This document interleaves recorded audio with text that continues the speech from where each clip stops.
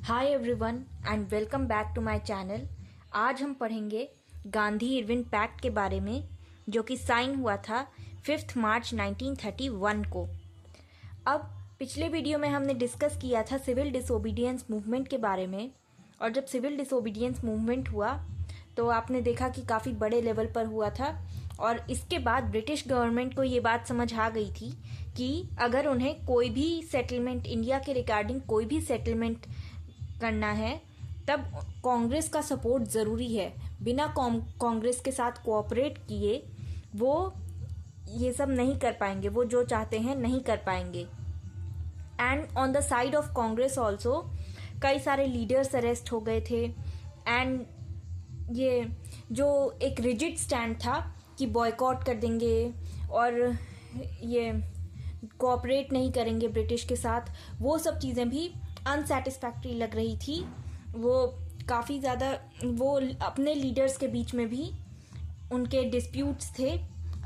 उनके कुछ अपने लीडर्स भी उनकी बातों पर बिलीव नहीं कर रहे थे, उनकी बातों से सेटिस्फाइड नहीं थे, इस मूवमेंट से सेटिस्फाइड नहीं थे। जो लोग इस मूवमेंट को सपोर्ट भी करते थे वो भी उसके कुछ प्रोविजन से सेटिस्फाइड नहीं थे, जैसे कि बॉयकॉट चीज़ें, बॉयकॉट फॉरेन गुड्स को बॉयकॉट करना, इससे कई सारे बिजनेसमैन डिसअग्री करते थे। इस वजह से कांग्रेस को भी नेगोशिएशन लगा कि नेगोशिएशन ही एक सही तरीका है, नेगोशिएट करना पड़ेगा उन्हें। इसलिए कांग्रेस ने गांधी जी को असाइन किया कि गांधी जी नेगोशिएट करेंगे फॉर अ सेटलमेंट। उस टाइम के वॉइसरॉय लॉर्ड इरविन के साथ मीटिंग करके सेटल करेंगे इस इशू को। इस इशू को बोला गया गांधी इरविन पैक्ट। ये जो मीटिंग चली, ये नेगोशिएशन चला 17 फरवरी से लेके 4 मार्च तक चला, और इसे 5 मार्च को जो बना वो उसे कहा गया Gandhi Irwin pact of March 5, 1931, जो अग्रीमेंट साइन हुआ वो। अब इस गांधी इरविन पैक्ट का क्या अकॉर्ड था, क्या सेलिएंट फीचर्स थे इस अकॉर्ड के, ये जान लेते हैं। अब इसमें ये हुआ कि गांधी जी को भी, जिन्हें अरेस्ट कर लिया गया था सिविल डिसोबीडियंस मूवमेंट के टाइम, वो इस नेगोशिएशन के लिए उन्हें अर्ली रिलीज कर दिया गया। अब इसके सेलिएंट फीचर्स क्या थे, इस अकॉर्ड के सेलिएंट फीचर्स क्या थे वो देख लेते हैं। सबसे पहली कंडीशन ये थी कि कांग्रेस को सेकेंड राउंड टेबल कॉन्फ्रेंस में पार्टिसिपेट करना होगा। तो पिछली बार जो डिसीजन लिया गया था कि कांग्रेस का, कि कांग्रेस राउंड टेबल कॉन्फ्रेंस में पार्टिसिपेट नहीं करेगी, और फर्स्ट राउंड टेबल कॉन्फ्रेंस में कांग्रेस ने पार्टिसिपेट नहीं किया।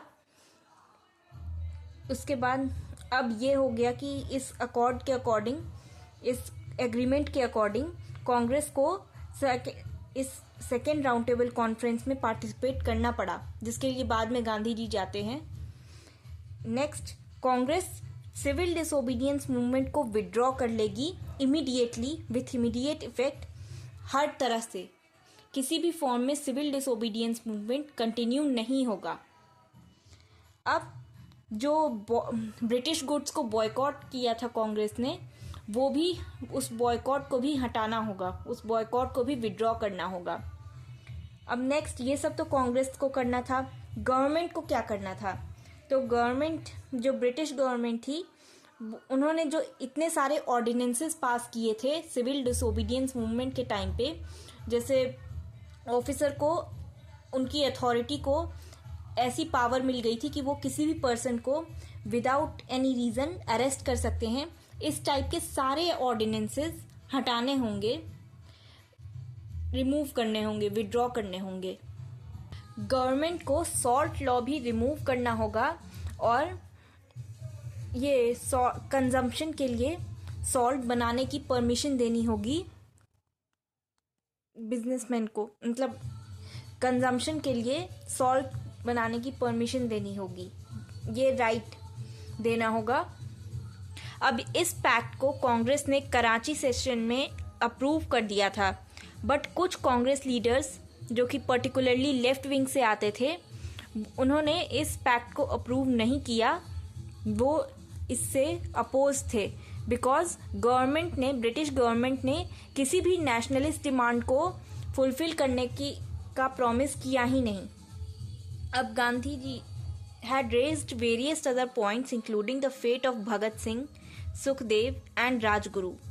अब यहाँ भगत सिंह, सुखदेव और राजगुरु ये कौन थे? ये हिंदुस्तान सोशलिस्ट रिपब्लिकन एसोसिएशन के मेंबर्स थे, जिसे कि लीड कर रहे थे चंद्रशेखर आज़ाद। और भगत सिंह और राजगुरु ने सॉन्डर्स को असैसिनेट किया था, जो कि ब्रिटिश ऑफिसर थे। सॉन्डर्स ब्रिटिश ऑफिसर्स थे जिन्होंने लाला लाजपत राय पर लाठीचार्ज किया था। इन्हें मारा था भगत सिंह और राजगुरु ने। एंड देन भगत सिंह और बीके दत्त ने सेंट्रल लेजिस्लेटिव असेंबली में बॉम्ब थ्रो किया था to protest against the passage of public safety bill and trade disputes bill. तो पब्लिक सेफ्टी बिल और ट्रेड डिस्प्यूट्स बिल के प्रोटेस्ट में भगत सिंह और बीके दत्त ने बॉम्ब थ्रो किया था सेंट्रल लेजिस्लेटिव असेंबली में 8 अप्रैल 1929 को। पब्लिक सेफ्टी बिल एक ऐसा बिल था जो कि सोशलिस्ट और कम्युनिस्ट के, जो इंडिया के सोशलिस्ट और कम्युनिस्ट लोग थे, उनकी एक्टिविटीज़ को कंट्रोल करने के लिए, रोकने के लिए बनाया गया था। सो इसको अपोज करते थे भगत सिंह और बकुटेश्वर दत्त। सो इसलिए उन्होंने इस सेंट्रल लेजिस्लेटिव असेंबली में बॉम्ब फेंका था and they were arrested. And जो ट्रायल हुआ, जो असेंबली बॉम्ब केस और सॉन्डर्स मर्डर केस का ट्रायल हुआ, उसमें दे वर sentence to be hanged. Bhagat Singh, Sukhdev और राजगुरु, इन तीनों को फिर फांसी हुई 23 मार्च 1931 को।